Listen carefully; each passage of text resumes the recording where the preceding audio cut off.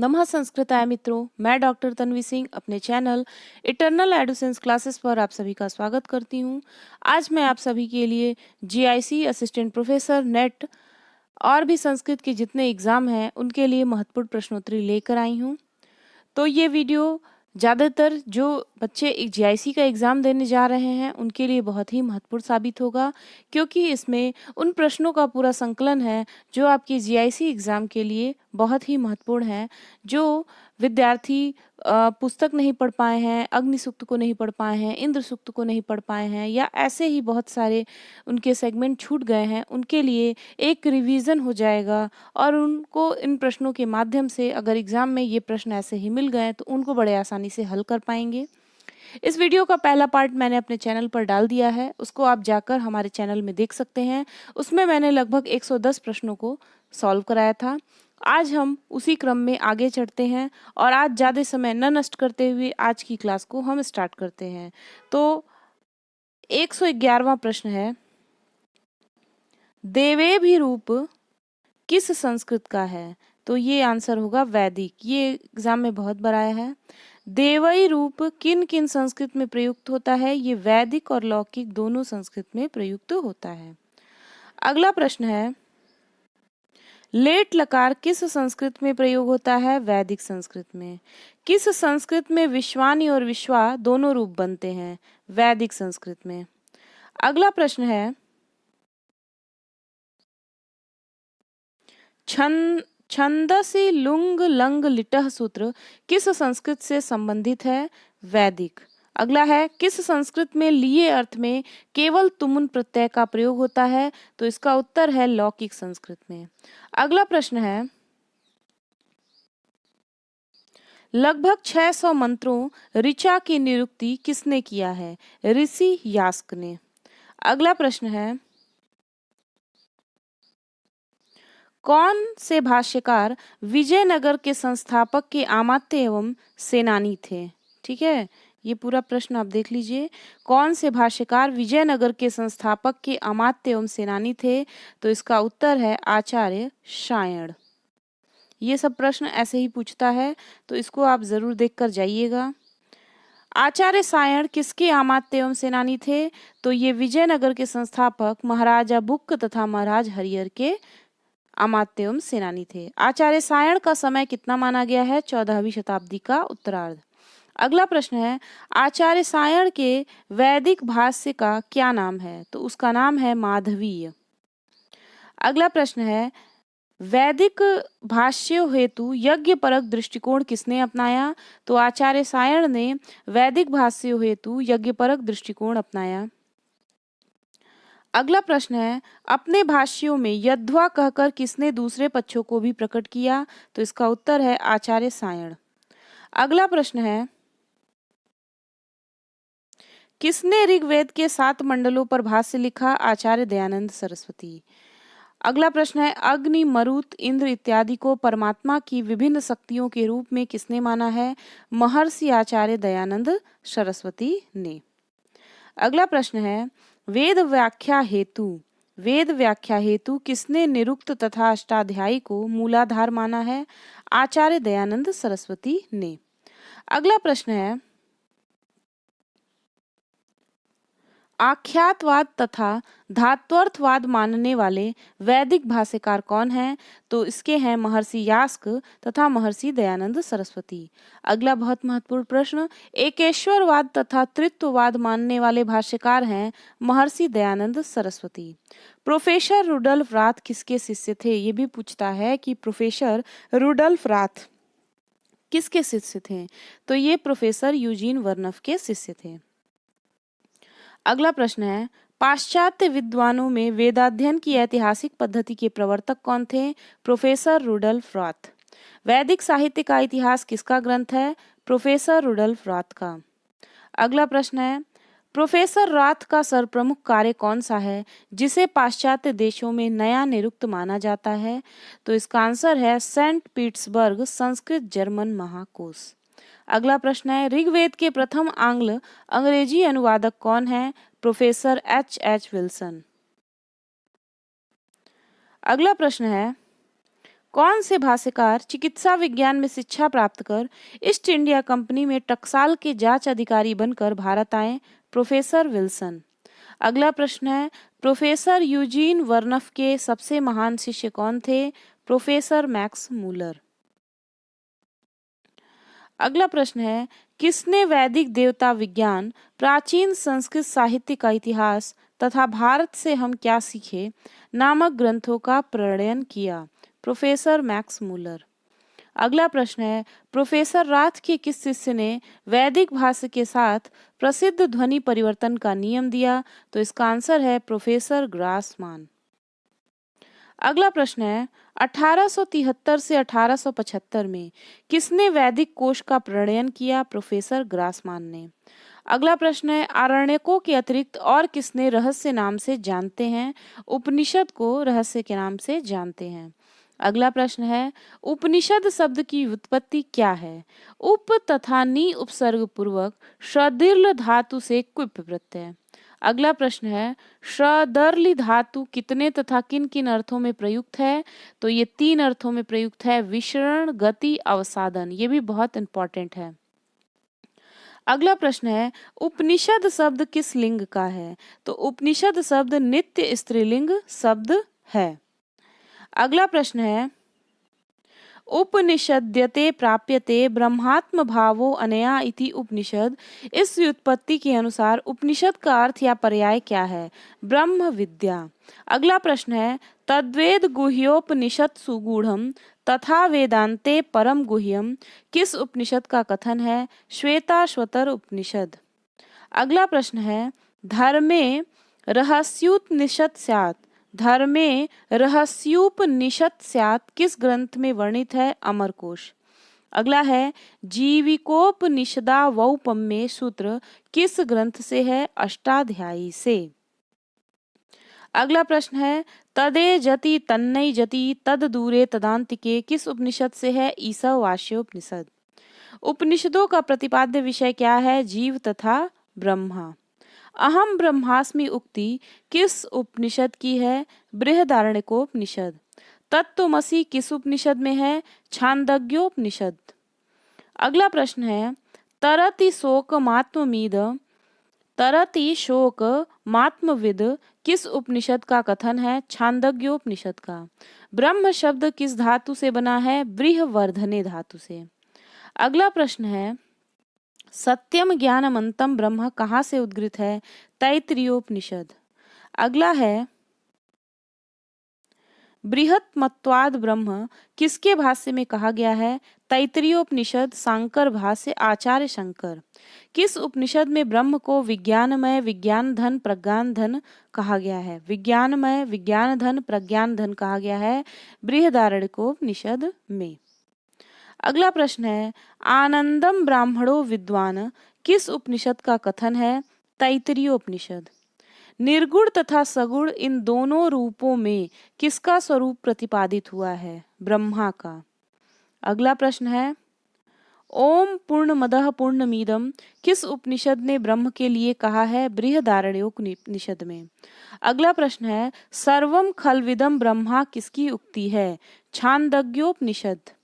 अगला प्रश्न है, किस उपनिषद में ईश्वर को माइन कहा गया है? श्वेताश्वतरोपनिषद में। अगला प्रश्न है, अशब्दम स्पर्शम रूपम अव्यम किसके लिए कहा गया है? ईश्वर के लिए कठोपनिषद में। अगला प्रश्न है, अंगुष्ठ मात्र पुरुषो किस उपनिषद में कहा गया है? कठोपनिषद। पुरम शरीरम तस्मिन् सेते पुरुषः किसके लिए कहाँ वर्णित है? पुरुष के लिए, विष्णु सहस्त्रनाम, सांकर भाष्य। अत धातु धन मानिन प्रत्यय में कौन सा शब्द व्युत्पन्न होता है जिसका अर्थ श्वास लेना है? आत्मा। अगला प्रश्न है, अयम आत्मा वांगमयो मनोमयः किस उपनिषद में है? बृहदारण्यकोपनिषद। अयम आत्मा ब्रह्म कहाँ से उद्गृत है? बृहदारण्यकोपनिषद से। अगला है, किस उपनिषद में रथ रूपक का वर्णन है? कठोपनिषद में। रथ रूपक के माध्यम से आत्मा, शरीर, बुद्धि, मन, इंद्रियों को क्रमशः क्या कहा गया है? आत्मा को रथी कहा गया है, शरीर को रथ, बुद्धि को सारथी, मन को लगाम और इंद्रियां घोड़े। पंचकोश में कौन कौन से कोश सम्मिलित हैं? अन्नमय, प्राणमय, मनोमय, विज्ञानमय, आनंदमय। प्रणितीति प्राणः किस आचार्य ने कहा है? शंकराचार्य ने। प्राण के 5 प्रकार कौन कौन से हैं? प्राण, अपान, व्यान, उदान, समान। अगला प्रश्न है, प्राणो अपानो व्यानः उदानः समानो अन इत्येत सर्वम प्राणः किस उपनिषद का कथन है? बृहदारण्यकोपनिषद का। अनंत वै मनः कहाँ वर्णित है? बृहदारण्यकोपनिषद में। अगला प्रश्न है, मनः प्रग्रहमेव च किस उपनिषद की वाणी है? कठोपनिषद। मन को विजिज्ञास्य तथा सभी संकल्पों का आयन किस उपनिषद ने कहा है? बृहदारण्यकोपनिषद। माया शब्द का सर्वप्रथम प्रयोग किस वेद में है? ऋग्वेद में। ब्रह्म भावश्च मोक्षः किसने अपने भाष्य में लिखा है? ब्रह्मसूत्र शांकर भाष्य शंकराचार्य।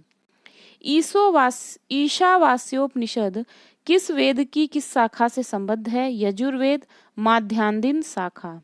ईशावास्य में कुल कितने मंत्र हैं? 18।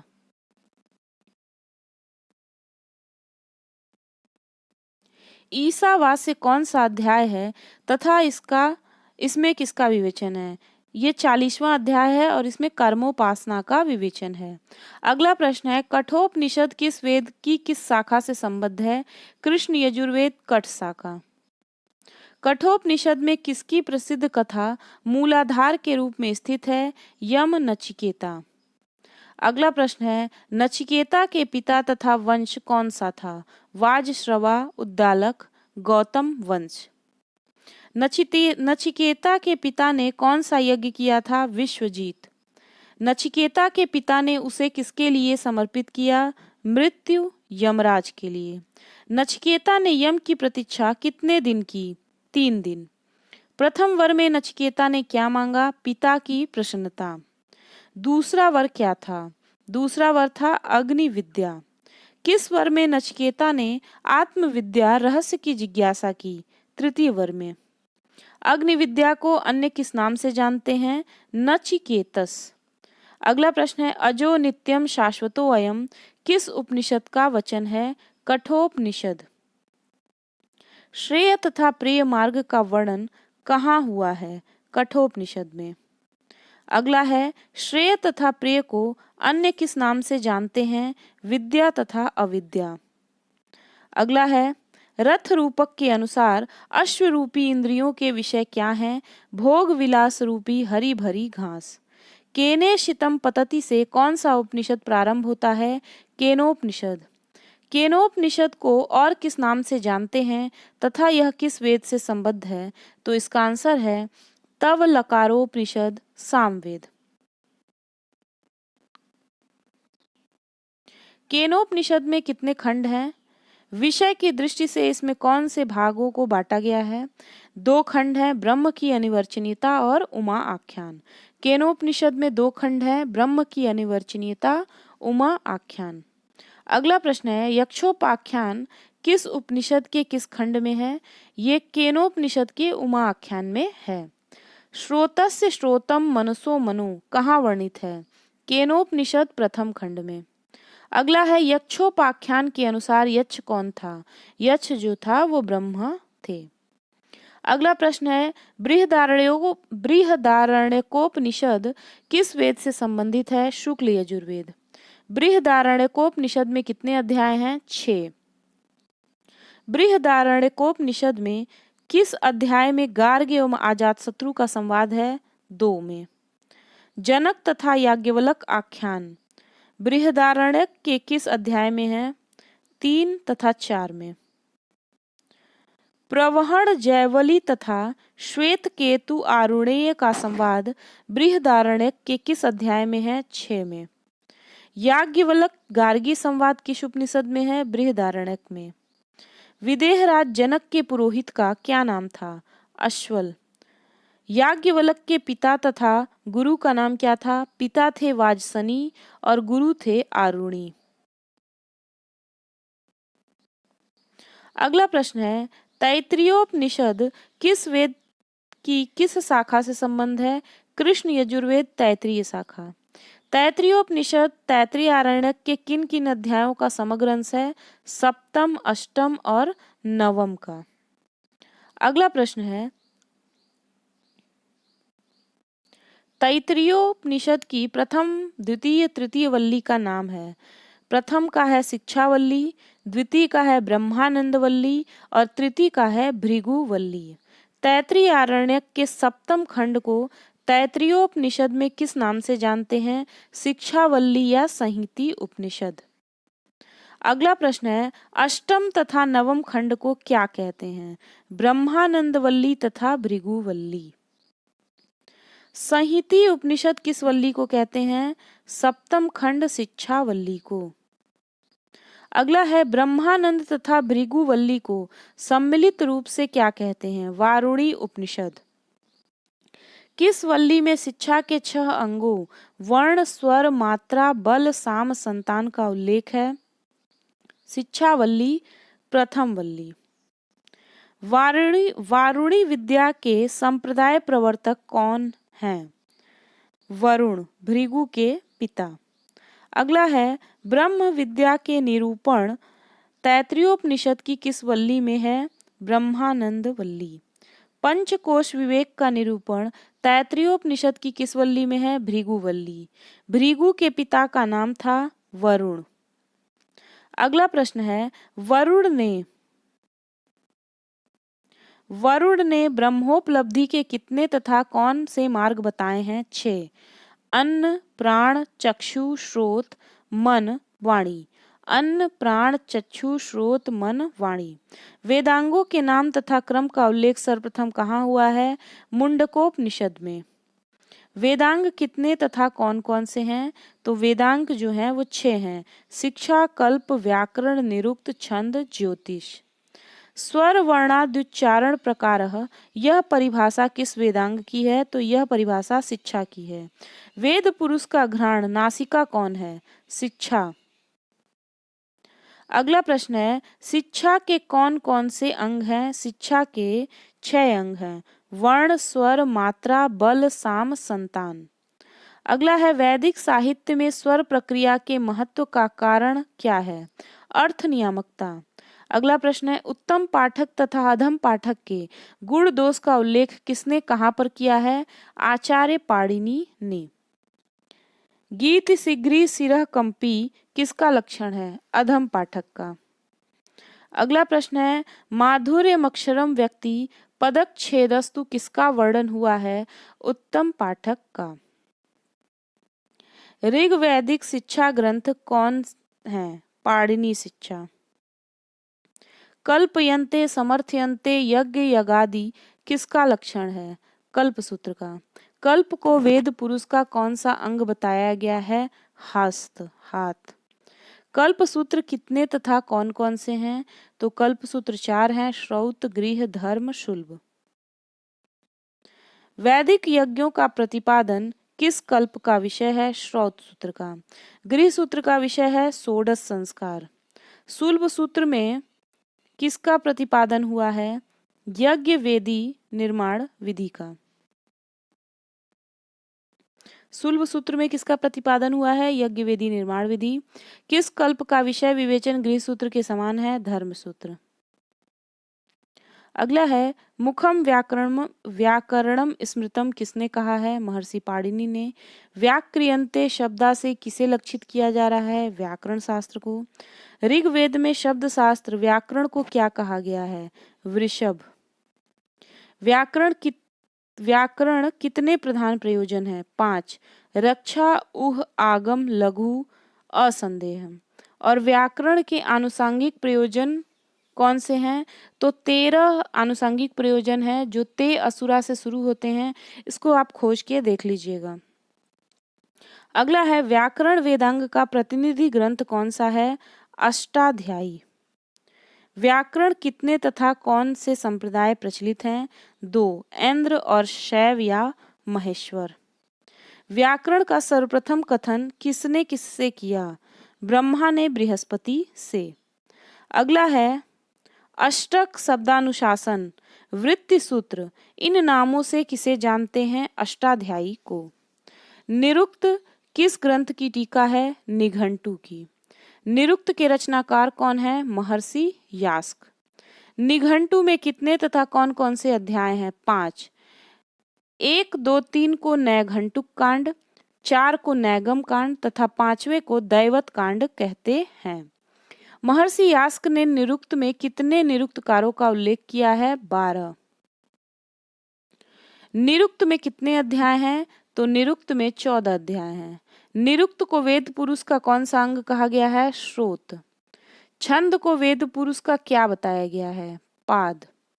छंद शब्द की व्युत्पत्ति यास्क ने किस धातु से बताई है? छंदासी छदनात, छद धातु से। छंद वेदांग का प्रतिनिधि ग्रंथ कौन सा है? छंद सूत्र। छंद सूत्र क्या है? य माता राजभान सलगाम। छंद सूत्र ग्रंथ के रचयिता कौन है? पिंगल। छंद सूत्र में कितने अध्याय हैं? 8। वैदिक छंदों के मुख्यतः कितने भेद हैं? 2। अक्षर गणानुसारी और पाद गणानुसारी। वेदों में कुल कितने छंद प्रयुक्त होते हैं? 21। वैदिक छंदों को कितने सप्तकों में बांटा गया है? 3। सर्वाधिक प्रयुक्त वैदिक छंद कौन सा है? त्रिष्टुप। गायत्री में कितने चरण होते हैं? 3। काल परिज्ञापनार्थ शास्त्रम किसे कहा गया है? ज्योतिष को। चक्षु किस वेदांग को कहा गया है? ज्योतिष को। ऋग्वैदिक ज्योतिष ग्रंथ कौन है? आर्च ज्योतिष। याजुस ज्योतिष किस वेद से संबंध ज्योतिष ग्रंथ है? यजुर्वेद। आर्च तथा याजुस ज्योतिष में क्रमशः कितने श्लोक हैं? आर्च में है 362 और याजुस में है 432। आर्च ज्योतिष जो है वो ऋग्वेद का है और याजुस ज्योतिष जो है यजुर्वेद का है। ज्योतिष वेदांग के प्रतिनिधि ग्रंथ के रचयिता हैं आचार्य लगध। वैदिक भाषा में पद कितने प्रकार तथा कौन कौन से माने गए हैं? नाम, आख्यात, उपसर्ग, निपात, यानी 4। फिर महर्षि यास्क ने नाम का क्या लक्षण किया है? तो महर्षि यास्क ने नाम का लक्षण किया है सत्व प्रधानानि नामानि। फिर है जब द्रव्य प्रधान हो तथा क्रिया गौड़ हो तो उसे क्या कहते हैं? भाव प्रधान आख्यातम। भाव प्रधान यह लक्षण पद के किस भेद का है? आख्यात का। अगला है घट, पटह, देवदत्तः किसके उदाहरण है? आख्यात के। गच्छति, पचति, भूंगते इत्यादि किसके उदाहरण हैं? नाम के। किसके अनुसार उपसर्ग निरर्थक है? शाकटायन के अनुसार।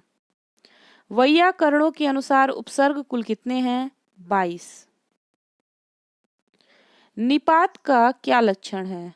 उच्चावच्चेष्वर्थेषु निपतन्ति इति निपाता। निपात के कितने तथा कौन कौन से प्रकार हैं? 3। उपमार्थक, कर्मोपसंग्रहार्थक, पादपूर्णार्थक। ठीक है। अगला है इव न चित नु किस निपात के अंतर्गत आते हैं? उपमार्थक। च वा आ अह ह किल ही ननु खलु शाश्वतम, नूनम इत्यादि किस निपात में गिने जाते हैं? तो ये जो है कर्मोपसंग्रहार्थक में गिने जाते हैं। फिर है पाद पूर्णार्थक निपात में कौन कौन से प्रमुख निपात आते हैं? तो इसमें आता है कम, इम, इत, उ, इव, त्व, त्वत। कम, इम, इत, उ, इव, त्व, त्वत। इन तीनों को अलग अलग से याद कर लीजिए कि उपमार्थक में आएगा इव न चित नु, फिर च वा आ अह ह किल ही ननु खलु शाश्वतम नूनम, ये कर्मोपसंहार्थक में आएगा। कम, इम, इत, उ, इव, त्व, त्वत, ये पाद पूर्णार्थक निपात में आएगा। इसको छाटने के लिए दे देता है कि कौन सा कौन है। क्रिया के कितने भाव विकार होते हैं? क्रिया के 6 भाव विकार होते हैं। जायते, अस्ति, विपरिणमते, वर्धते, अपक्षीयते, विनश्यति। इसको इसी क्रम में याद करना पड़ेगा। कभी कभी पूछ देता है तीसरा कौन है, दूसरा कौन है, पांचवा कौन है, तो आपको ये क्रम याद करना पड़ेगा। जायते, अस्ति, विपरिणमते, वर्धते, अपक्षीयते, विनश्यति। क्रिया के भाव विकार के संदर्भ में यास्क ने किसका मत प्रस्तुत किया है? वार्ष्यायणी का। अब जायते का लक्षण देख लीजिए। जायते का लक्षण क्या है? जायत इति पूर्व भावस्यादिमाचष्टे नापर भावमाचष्टे च प्रतिषेधति। फिर है अगला, अस्त्युपन्नस्य सत्वस्यावधारणम किसका लक्षण है? अस्ति का। वर्धते की परिभाषा क्या है? वर्धत इति स्वांगाभ्युच्चयम् सांयौगिकानां वार्थानां वर्धते विजयेनेति वा स्वांगभुच्यते। ठीक है, ये लाइन पूरा देख लीजिएगा। एतैनैव व्याख्यातः प्रतिलोमम किससे दर्शाया गया है? अपक्षीयते को। अब विनश्यति का लक्षण देख लीजिए। विनश्यति का है इत्यपर भावस्यादिमाचष्टे न पूर्व भाव माचष्टे च प्रतिषेधति। आपको इन छहों का लक्षण याद करना पड़ेगा, दे के पूछ देता है। ठीक है, फिर है अप्रच्य व मानस्य तत्वाधिकारम, यह लक्षण किसका है? विपरिणमते का। अब निरुक्त अध्ययन का प्रमुख उद्देश्य क्या है? अथापीदमंतरेण मंत्रेष्वर्थ प्रत्ययो न विद्यते। अगला प्रश्न है, निरुक्त में कितने प्रकार, निरुक्त को कितने प्रकार का स्वीकार किया गया है? 5 प्रकार का। वर्णागमो वर्ण विपर्यच, द्यौ चापरो वर्ण विकारनाशौ, धातो स्तथार्तिशयेन योगस्तदुच्यते पंचविधम निरुक्तम। अब आगे देखते हैं। वीरयति अमित्रान वीर्यते वा किसकी व्युत्पत्ति है? वीर की। आचार्य शब्द की व्युत्पत्ति क्या है? आचार्य आचारम ग्राह्यति। अचिनोति, अचिनोति बुद्धिमिति वा। उच्छतीति रात्रे अपरः काला किसकी व्युत्पत्ति है? उषस की। वृणो तेरवा, वर्त तेरवा, वर्ध तेरवा किसकी व्युत्पत्ति है? वृत की। अग्नि शब्द की व्युत्पत्ति क्या है? अग्रणी भवति, अग्रम यज्ञेषु प्रणीयते, अंगम नयति सन्नमानः, अक्नोपन्नो भवति। ये सारा ऐसे ही दे देता है, इसको आपको याद करना ही पड़ेगा। इसमें से एक प्रश्न बन जाता है। जात वेदस की व्युत्पत्ति क्या है? जातानि वेदः, जातानि वैनम विदु, जाते जाते विद्यते इति वा, जात वित्तो वा जानधनः, जात धनः, जात विद्यो वा जात प्रज्ञान। आदत्ते रसान किसकी उत्पत्ति है? आदित्य की। निघंटु की व्युत्पत्ति इसमें छूट गई है, इसको आप खोज लीजिएगा। अगला है, व्याकरण महाभाष्य के रचनाकार कौन है? तो व्याकरण महाभाष्य के रचनाकार हैं पतंजलि। महाभाष्य में कुल कितने आहनिक हैं? 84। प्रथम आहनिक का नाम क्या है? पसपस। पसपस का क्या अर्थ है? प्रस्तावना, प्रारंभ, आमुख।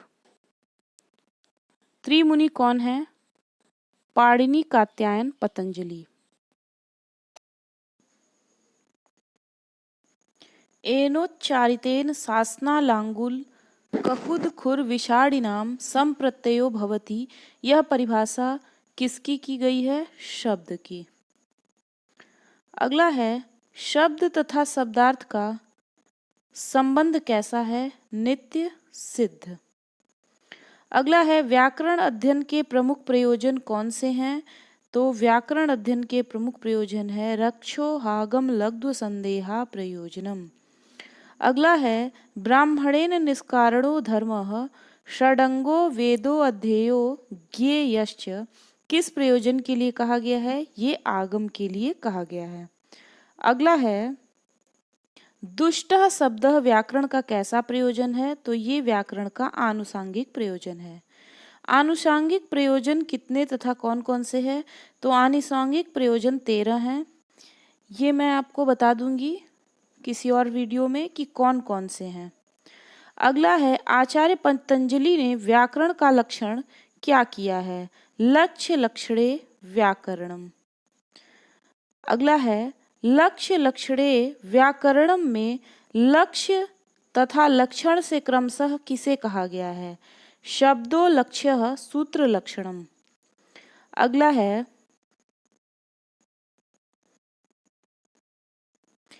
आचार्य भट्टोजी दीक्षित के पिता तथा गुरु कौन थे?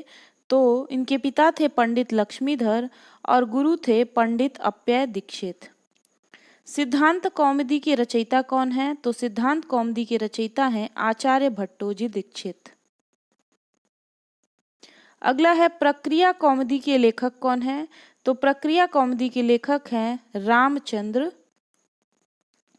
लघु सिद्धांत कौमुदी किसने रचा? तो लघु सिद्धांत कौमुदी वरद आचार्य ने रचा। तो इसको पूरा मिला के पढ़ेंगे तो वरद राजाचार्य। अष्टाध्यायी में कितने अध्याय तथा पाद हैं? तो अष्टाध्यायी में 8 अध्याय 32 पाद हैं। भवरूप किस लकार पुरुष वचन का है? लोट लकार मध्यम पुरुष एक वचन। लट लकार का विधि सूत्र क्या है? तो लट लकार का विधि सूत्र है वर्तमाने लट।